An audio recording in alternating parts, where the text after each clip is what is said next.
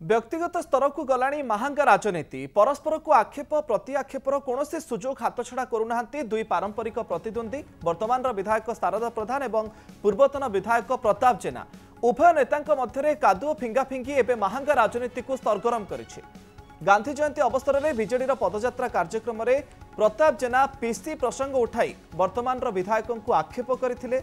गुरुवार यार जवाब रखा सहित प्रताप जेना को काउंटर अटाक करिसेंती शारदा प्रधान।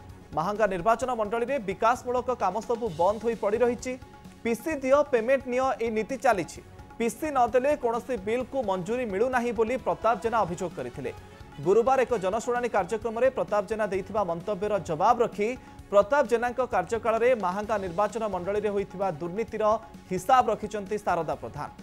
पीसी नेउथवार प्रमाण मिलिले मु राजनीति संन्यास नहीं जीवी अन्य को आंगुली देखाइबा पूर्वरु पूर्वतन विधायक निजको आग देखंतु बोली शारदा कहिसंते। 15 वर्ष धरी प्रताप जेना क्षमतार रहितिबा बेले तांको कार्यकाल में गता गता दुर्नीति होइछि।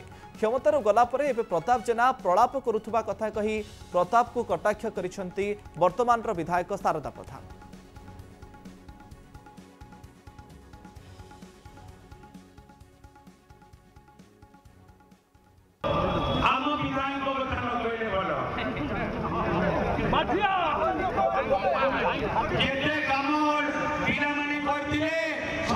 पेमेंट बंद पीसी दियो पेमेंट नियो पीसी दियो पेमेंट नियो जो काम उधार थिला ताकू बंद।